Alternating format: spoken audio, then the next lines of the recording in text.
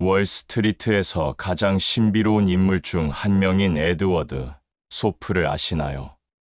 이 남자는 단순히 수학자였지만 월스트리트에서 30년간 단 한 번도 손실을 기록하지 않은 전설적인 투자자가 되었습니다. 카지노에서 블랙잭으로 돈을 따는 방법을 개발한 그가 주식시장에 뛰어들어 연평균 20%의 수익률을 기록하며 수백억 원의 부를 축적한 비밀을 지금부터 공개하겠습니다. 1960년대 라스베이거스 카지노들이 한 남자 때문에 공포에 떨었습니다. 그의 이름은 에드워드 소프.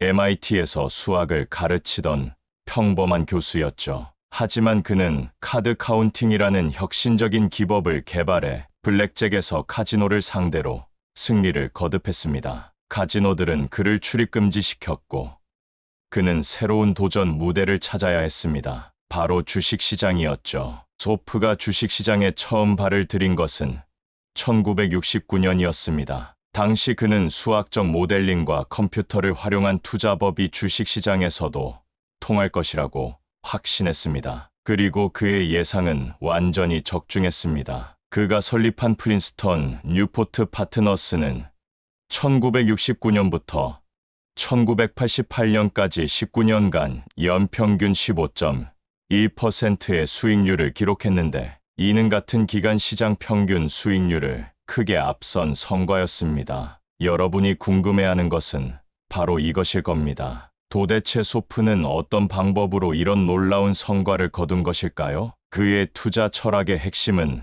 바로 수학적 확률과 위험 관리에 있었습니다. 소프는 주식을 도박이 아닌 과학으로 접근했습니다. 그는 모든 투자 결정을 데이터와 수학적 계산에 기반해 내렸고 감정이나 직감에 의존하지 않았습니다. 소프의 첫 번째 핵심 전략은 차익거래였습니다. 그는 같은 자산이 서로 다른 시장에서 다른 가격으로 거래되는 상황을 찾아내 무위험 수익을 창출했습니다. 예를 들어 어떤 주식이 뉴욕 증권거래소에서 $100에 거래되고 있는데 나스닥에서는 $99에 거래되고 있다면 나스닥에서 사서 뉴욕 증권거래소에서 파는 방식으로 $1의 무위험 수익을 얻는 것이죠. 물론 실제로는 훨씬 복잡한 금융상품들 사이의 가격 차이를 이용했지만 기본 원리는 동일했습니다. 두 번째 전략은 통계적 차익거래였습니다. 소프는 역사적 데이터를 분석해서 특정 주식들 사이의 상관관계를 파악했습니다. 예를 들어 A회사와 B회사의 주가가 보통 비슷하게 움직이는데 어느 순간 A회사 주가만 급등했다면 A회사 주식을 공매도하고 B회사 주식을 매수해서 두 주가가 다시 평형을 찾을 때까지 기다리는 방식이었습니다. 이는 시장의 일시적인 비효율성을 이용한 전략이었죠. 세 번째는 전환사채 차익거래였습니다. 전환사채는 일정 조건 하에서 주식으로 전환할 수 있는 채권입니다. 소프는 전환사채의 이론 가격과 실제 시장 가격 사이의 차이를 이용해 수익을 창출했습니다. 전환사채가 저평가되어 있으면 매수하고 동시에 해당 주식을 공매도해서 위험을 해지하는 방식이었습니다. 하지만 소프의 진정한 천재성은 위험 관리에 있었습니다. 그는 절대로 모든 계란을 한 바구니에 담지 않았습니다. 포트폴리오를 수백 개의 서로 다른 포지션으로 분산시켜 개별 투자의 위험이 전체 포트폴리오에 미치는 영향을 최소화했습니다. 또한 각 거래에서 위험할 수 있는 금액을 엄격하게 제한했습니다. 그의 유명한 말 중 하나가 바로 절대로 파산할 위험을 감수하지 마라였습니다. 소프는 또한 컴퓨터의 힘을 일찍부터 활용했습니다. 1970년대에 이미 컴퓨터를 이용해 복잡한 수학적 모델을 구현하고 대량의 데이터를 분석했습니다. 당시로서는 혁신적인 접근법이었죠. 그는 인간의 감정이나 편견이 개입할 여지를 최소화하고 순수하게 데이터와 수학에 기반한 투자 결정을 내리고자 했습니다. 여러분도 소프의 전략을 응용할 수 있습니다. 물론 개인 투자자가 그와 똑같은 차익거래를 하기는 어렵지만 그의 철학과 원칙들은 충분히 적용 가능합니다. 먼저 투자를 감정이 아닌 논리와 데이터에 기반해 접근해야 합니다. 주식을 사기 전에 반드시 그 회사의 재무제표를 분석하고 적정 가치를 계산해 보세요. 언론의 호재성, 기사나 주변 사람들의 추천에만 의존해서는 안 됩니다. 분산 투자의 중요성도 간과할 수 없습니다. 소프처럼 수백 개의 종목에 투자할 필요는 없지만 최소한 10개에서 20개 정도의 서로 다른 업종, 다른 특성을 가진 종목들에 투자하여 위험을 분산시켜야 합니다. 특히 한국 투자자들이 자주 하는 실수 중 하나가 특정 테마주나 인기 종목에만 몰아서 투자하는 것인데 이는 매우 위험한 행동입니다. 위험 관리 측면에서 소프가 강조한 것은 손절매의 중요성입니다. 그는 미리 정해둔 손실 한도에 도달하면 감정에 휘둘리지 않고 즉시 손절매를 실행했습니다. 많은 개인 투자자들이 손실이 나면 조금만 더 기다리면 오를 것이라는 희망적 사고에 빠지는데 이는 더 큰 손실로 이어질 수 있습니다. 미리 손절매 기준을 정하고 이를 철저히 지키는 것이 중요합니다. 소프의 또 다른 통찰은 시장의 비효율성을 찾아내는 능력이었습니다. 개인 투자자도 이를 응용할 수 있습니다. 예를 들어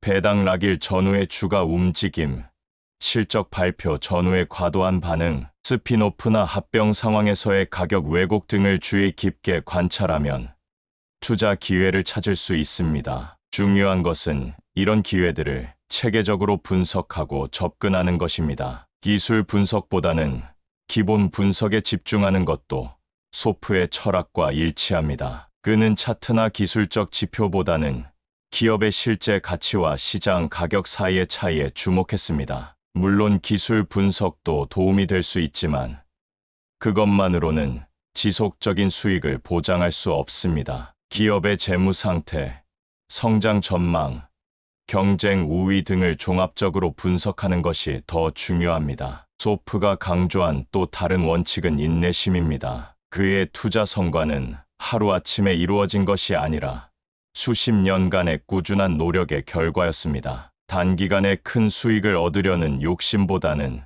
장기적 관점에서 꾸준히 수익을 축적해 나가는 것이 중요합니다. 복리의 마법을 이해하고 활용해야 합니다. 연 10%의 수익률도 30년간 지속되면 원금이 17배가 넘게 불어납니다. 시장의 변동성을 두려워하지 않는 것도 중요합니다. 소프는 시장의 급락을 오히려 기회로 활용했습니다. 다른 투자자들이 공포에 빠져 주식을 싸게 팔 때 그는 냉정하게 가치를 판단하고 좋은 기업의 주식을 저렴하게 매수했습니다. 물론 이를 위해서는 충분한 현금 여유와 심리적 여유가 필요합니다. 레버리지 사용에 대해서도 소프는 매우 신중했습니다. 그는 차익거래에서만 제한적으로 레버리지를 사용했고 절대로 과도한 레버리지를 사용하지 않았습니다. 개인 투자자들이 신용거래나 선물, 옵션 등을 활용할 때도 마찬가지로 신중해야 합니다. 레버리지는 수익을 확대시킬 수 있지만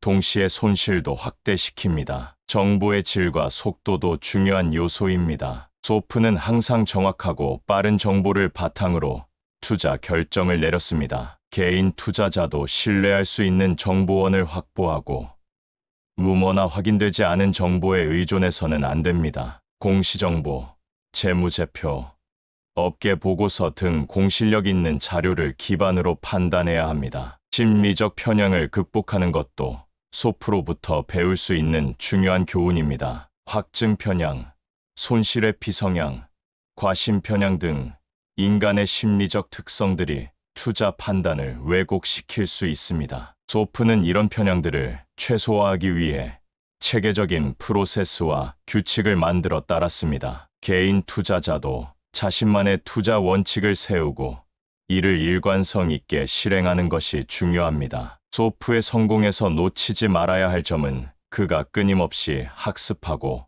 발전시켜 나갔다는 것입니다. 시장 환경이 변하면 그에 맞춰 전략도 수정했고 새로운 금융 이론이나 기법이 나오면 적극적으로 연구하고 적용했습니다. 투자자도 마찬가지로 계속해서 공부하고 자신의 투자 방법을 개선해 나가야 합니다. 마지막으로 소프가 보여준 가장 중요한 덕목은 겸손함이었습니다. 아무리 뛰어난 성과를 거두어도 시장을 완전히 예측할 수는 없다는 것을 인정했고, 항상 위험 관리를 최우선으로 생각했습니다. 시장은 당신이 생각하는 것보다 훨씬 오랫동안 비합리적일 수 있다는 사실을 명심해야 합니다. 지금까지 에드워드 소프의 투자 철학과 전략에 대해 알아보았습니다. 그의 방법론을 완벽하게 따라하기는 어렵겠지만, 그의 원칙들, 수학적 접근, 체계적 분석, 철저한 위험 관리, 분산 투자,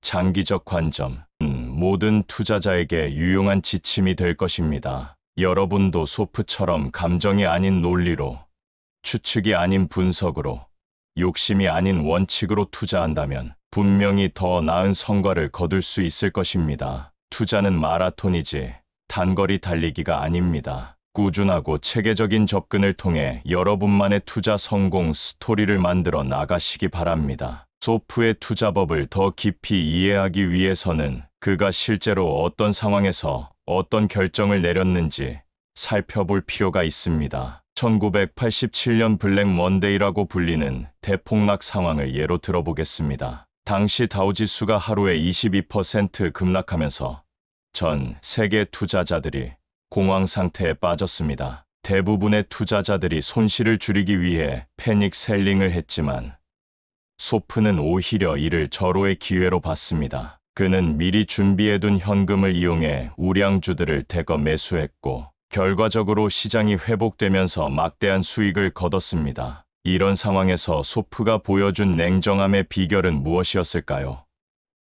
바로 그가 개발한 켈리 공식의 활용이었습니다. 켈리 공식은 도박에서 최적의 베팅 크기를 계산하는 수학 공식인데, 소프는 이를 투자에 적용했습니다. 이 공식에 따르면 승률과 기대값을 정확히 계산할 수 있다면 장기적으로 자산을 극대화할 수 있는 최적의 투자 비중을 산출할 수 있습니다. 물론 이 공식을 개인 투자자가 직접 사용하기는 복잡하지만, 그 핵심 아이디어는 매우 유용합니다. 바로 확실하지 않은 투자에는 적게, 확신이 높은 투자에는 상대적으로 많이 투자하되 절대로 전 재산을 걸지는 말라는 것입니다. 소프가 특별히 주목했던 투자 영역 중 하나는 바로 스핀오프 상황이었습니다. 대기업이 자회사를 분리 독립시킬 때 기존 주주들에게 새로운 회사의 주식을 배당으로 지급하는데, 이때 종종 시장에서 가격 왜곡이 발생합니다. 많은 투자자들이 갑자기 생긴 생소한 회사의 주식을 그냥 팔아버리기 때문에 실제 가치보다 저렴하게 거래되는 경우가 많습니다. 소프는 이런 상황을 체계적으로 분석해서 저평가된 스핀오프 기업들을 발굴해 투자했습니다. 한국 시장에서도 이런 기회들을 찾을 수 있습니다. 예를 들어, 대기업이 물적 분할을 통해 자회사를 분리할 때, 또는 기업이 보유 주식을 현물 배당으로 지급할 때 등입니다. 이런 상황에서는 많은 개인 투자자들이 받은 주식의 가치를 제대로 평가하지 못하고 시장에 내다 팔기 때문에 일시적으로 저평가되는 경우가 있습니다. 이때가 바로 냉정한 분석을 통해 진짜 보석을 찾을 수 있는 기회입니다. 소프의 투자 철학에서 빼놓을 수 없는 부분이 바로 옵션 이론입니다. 그는 블랙숄츠 옵션 가격 결정 모델이 발표되기 전부터 독자적으로 옵션의 이론 가격을 계산하는 방법을 개발했습니다. 이를 바탕으로 시장에서 잘못 가격이 매겨진 옵션들을 찾아내 차익 거래를 했습니다. 개인 투자자들도 옵션의 기본 원리를 이해하면 투자에 도움이 됩니다. 특히 주식을 보유하고 있을 때 콜 옵션을 매도해서 추가 수익을 얻거나 관심 있는 주식이 있을 때 풋 옵션을 매도해서 더 유리한 가격에 매수할 기회를 만드는 등의 전략을 활용할 수 있습니다. 리스크 패리티라는 개념도 소프로부터 배울 수 있는 중요한 교훈입니다. 이는 포트폴리오의 각 자산이 전체 위험에 기여하는 정도를 동일하게 맞추는 방법입니다. 예를 들어, 주식 10개에 똑같이 1,000만 원씩 투자했다고 해서 위험이 동일하게 분산된 것은 아닙니다. 어떤 주식은 변동성이 크고 어떤 주식은 변동성이 작기 때문입니다. 진정한 분산 투자를 위해서는 각 자산의 위험도를 고려해서 투자 비중을 조절해야 합니다. 소프가 성공할 수 있었던 또 다른 비결은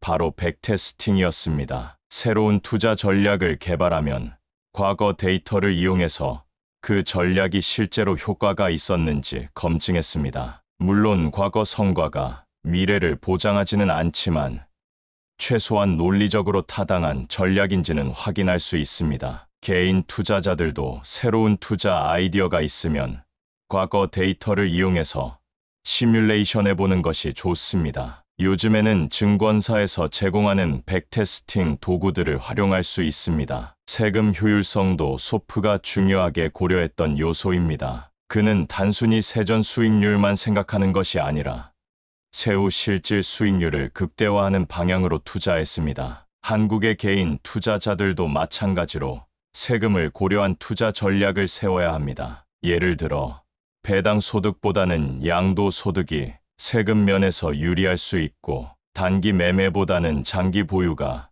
세금 부담을 줄일 수 있습니다. 또한 연금저축이나 퇴직연금 같은 세제 혜택 계좌를 적극 활용하는 것도 중요합니다. 소프의 성공 사례 중에서 워런트 차익 거래도 주목할 만합니다. 워런트는 특정 주식을 미리 정해진 가격에 살 수 있는 권리인데 때로는 시장에서 잘못된 가격에 거래됩니다. 소프는 워런트의 이론 가격을 계산해서 저평가된 워런트를 매수하고 동시에 해당 주식을 공매도해서 위험을 해지하는 방식으로 수익을 얻었습니다. 한국에서도 신주인 수건이나 전환사채 등에서 비슷한 기회를 찾을 수 있습니다. 시장의 비효율성은 정보의 비대칭성에서 나옵니다. 소프는 항상 남들보다 빠르고 정확한 정보를 얻기 위해 노력했습니다. 하지만 개인 투자자가 기관 투자자와 정보 경쟁을 하기는 어렵습니다. 대신 다른 방법을 찾아야 합니다. 예를 들어 자신이 잘 아는 업계나 지역의 기업에 투자하는 것입니다. 직접 매장을 방문해보고 제품을 사용해보고 업계 동향을 파악할 수 있다면 이것도 하나의 정보 우위가 될 수 있습니다. 소프가 강조한 또 다른 원칙은 바로 유연성이었습니다. 시장 상황이 변하면 전략도 바꿀 수 있어야 한다고 생각했습니다. 한번 정한 투자 원칙을 고집스럽게 고수하는 것보다는 변화하는 환경에 맞춰 적응하는 것이 중요합니다. 투자 일지를 작성하는 습관도 소프로부터 배울 수 있는 좋은 방법입니다. 그는 모든 투자 결정의 이유와 결과를 자세히 기록했습니다. 이를 통해 자신의 실수를 분석하고 개선점을 찾을 수 있었습니다. 성공한 투자뿐만 아니라 실패한 투자도 꼼꼼히 기록해서 같은 실수를 반복하지 않도록 했습니다. 개인 투자자들도 투자 일지를 작성해서 자신만의 투자 패턴을 파악하고 개선해 나가는 것이 좋습니다. 마지막으로 소프가 보여준 가장 인상적인 모습은 바로 끝없는 호기심과 학습 의지였습니다. 70대가 넘어서도 새로운 투자 이론을 공부하고 젊은 연구자들과 토론했습니다. 시장은 계속 진화하고 있고 투자자도 그에 맞춰 계속 발전해야 합니다. 과거의 성공에 안주하지 말고 항상 새로운 것을 배우려는 자세를 가져야 합니다. 소프의 이런 모습이야말로 그가 수십 년간 시장에서 살아남을 수 있었던 진짜 비결이 아닐까 생각합니다.